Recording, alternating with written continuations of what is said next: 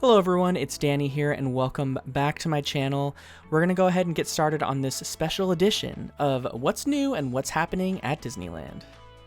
First up, I wanted to talk about the construction going on over at Paseo and Centrico. Now, there's been a lot more deconstruction of the former Catal restaurant, especially in the upstairs dining area. So I wanted to head on over here and check out what it looked like. Nothing too major on the lower levels, except for the full gutting there, of course, of the former Sprinkles location, but a lot of work going on upstairs. And for those that don't know, again, this is Paseo and Centrico restaurant coming soon to downtown Disney from Michelin-starred chef Carlos Gaetan. Now, headed on over to Splitsville and the upcoming soon-to-be-open The Alley, coming in the space between Splitsville and Tortilla Joe's. Now, this is going to be sort of like an outdoor setting, kind of replicating like someone's backyard with some lawn chairs, maybe some games, a little bit of extension of their patio, giving it more kind of like a comfort vibe. I'm not quite sure kind of why they're doing this. You can see on the left side there how there's the plant border between it and Tortilla Joe's. Now, the rumor has it that Tortilla Joe's is going to be closing soon, so maybe this is a little bit of a way for Splitsville to bring some attention to that space that might make it look like it's closed if they didn't have something drawing people in. Now, our next update comes to us a little bit further down over at the Disneyland Monorail Station in downtown Disney. The Disneyland Monorail actually remains closed through August 31st, and there's some large amounts of visible work being done on the Monorail Station in downtown Disney, but the monorail is also really close to some of the construction that's happening in downtown Disney too, so we can imagine the closure has definitely something to do with that.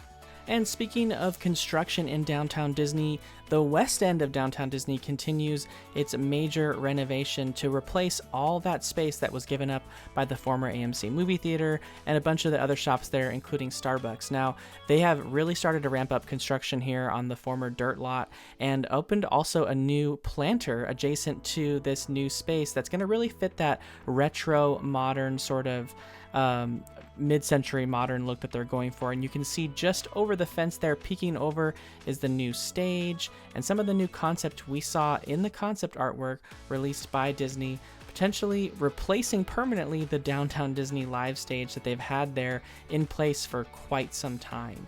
But this was really cool to see in person. You can really see a visual representation of just how big some of these elements are going to be in this new kind of, like I said, mid-century modern themed area of the west end of downtown Disney, and it's definitely going vertical, so we'll continue to keep an eye on this.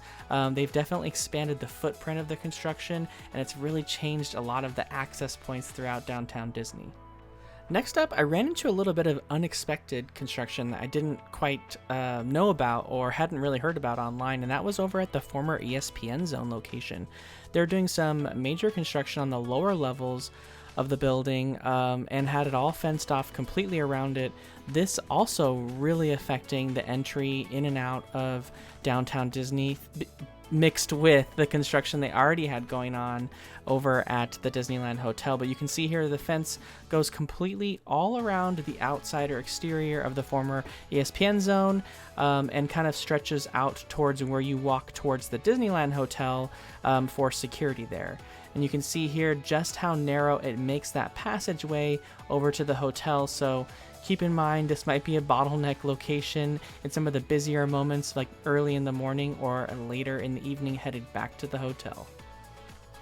Next up, I wanted to head over to the Disneyland Hotel to check out some of the construction progress over at Discovery Tower, but they're also still continuing to work on the big sorcerer hat that flanks the entrance to the Disneyland Hotel from downtown Disney. Like I mentioned in previous updates, this still had the old logo on it from like the early 2000s, so they might just be updating the look and theme of it all to match kind of the new look for the Disneyland Hotel.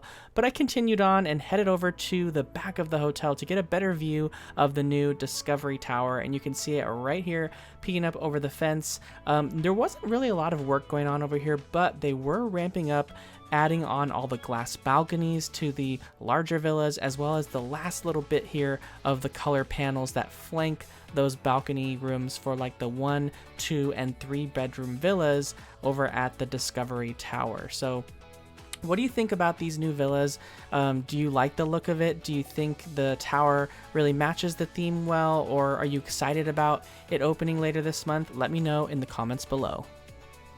Next up, I headed over to Disney's Paradise Pier Hotel to check on the construction progress of its transformation into Disney's Pixar Place Hotel. Now, the back of the hotel still remains closed for pedestrian access, at least coming from downtown Disney, so guests who are accessing it from this way are still going to have to walk around to the front of the hotel on Magic Way to access the hotel's main entrance doors underneath the valet drive. Now, when you walk in the hotel, not a lot has changed from past weeks. We still have the brand new lobby area, but they're still waiting on that new Luxo Ball main statue and mobile artwork piece that's going to be hanging from that glasswork up above. However, walking a little bit around the corner, I did see this new artwork that I hadn't seen before, featuring scenes from Finding Dory and Finding Nemo, accompanying all the lobby seating that they had just off the front desk. Now, the front desk still looked the same as before. There was none of the new artwork. They said that was coming soon, but we kind of have a feel now of what that artwork looks like with that kind of art of Pixar look, kind of more of a painted look rather than clips from the movie. Now, headed back to the back of the hotel to check on the progress of the pool deck. There has been a lot of work here and it is really ramping up. We might see this open sooner than we think, with lots of new planters and new patio furniture being brought in. You can see those new smaller day beds. I would imagine they're probably going to have a rental fee for some of those, I'm sure, or they're going to be really coveted things first thing in the morning. But we did see some new progress over by the slide and water play area.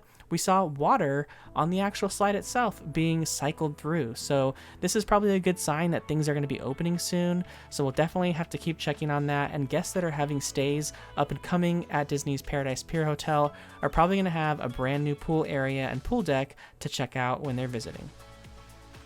Next, I headed over to Disney California Adventure Park to check out the latest progress on the transformation of the Pacific Wharf area in Disney California Adventure over to San Francisco Square. Now, not a lot has changed over at the San Francisco Square Bridge.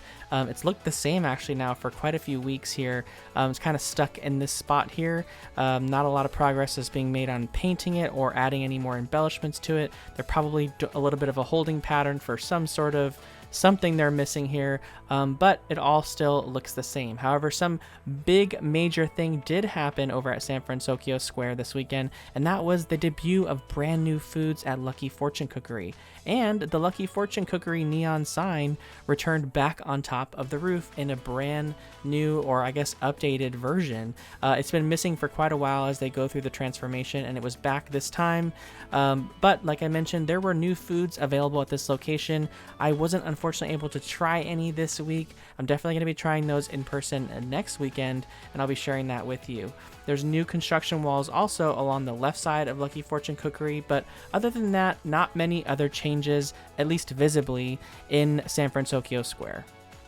Whenever I go over what's new and what's happening at Disneyland, we always talk about closures, current and upcoming, and this one is no exception. We've talked about it before, but Midway Mania is closed for the time being over at Disney California Adventure Park and Pixar Pier for a scheduled refurbishment. We don't know exactly what they're going to be doing during this refurbishment, but it is going to remain closed through August 18th. Next, I headed over to Disneyland Park because I wanted to check on the progress over in Adventureland on the Adventureland Treehouse. Now, nothing really changed, at least from what we can see on the outside, but there were some new kind of like lampposts and things added along what might be a queue and where you're entering from the lower level there, just on the pathways that exit New Orleans Square. So we'll have to keep checking on this one because we're going to be opening this year, but we just don't know when. Next, of course, I headed over to Critter Country to check on the progress of Tiana's Bayou adventure, and there actually has been quite a bit of progress since the last time that we visited. The former treetop of Splash Mountain has been completely removed to fit the brand new theme for Tiana's Bayou adventure, where the ride takes place in the backdrop of a southern salt dome. So it's going to be more of a grassy top, a lot lower, a lot less pronounced than the treetop peaks of Splash Mountain, but of course just to the right of the drop there will be the iconic water tower coming soon to our location already installed at Walt Disney World, as they're a little bit ahead of us in construction. And as I make my way a little bit closer to the entrance of Hungry Bear, you can actually see right here when I zoom in to what might be a speculated or potential location of the water tower and preparation already being done to install that. If you look closely there just above the fence line, you can see the wooden box and what might be a specified kind of dummy like little box there to indicate, hey, this is where the water tower is going to go. It makes sense. That really lines up with the model that we saw at D23 Expo. So I'm excited to see if this is going to come sooner than we think. And again, this vantage point is standing just at the entrance of Hungry Bear Restaurant, right at the bottom of the ramp. And lastly, for what's new and what's happening at Disneyland, I wanted to talk about progress over at Tiana's Palace restaurant in New Orleans Square. Now, things are really finishing up over here. They're wrapping up. The look of the building on the exterior is just missing the big iconic neon Tiana's Palace signage, but the rest of the exterior detailing is there to really give that restaurant the look of a big riverboat, as well as this nice little detail being added on the side entrance area where it says Tiana's Palace hand painted just to the left of the entrance. So it's looking really, really good, and I can't wait for this to open very soon. But like I mentioned, that wraps up this what's new and what's happening update video for the Disneyland Resort. I hope you did enjoy and did take something away from the video. And if you did, please go ahead and leave a like button below on the video. Make sure you're subscribed for more updates. And if you feel so inclined to, leave a comment below as well, as it really does help the video be seen by a lot more people. But thanks again for watching, and we'll see you soon on the next one.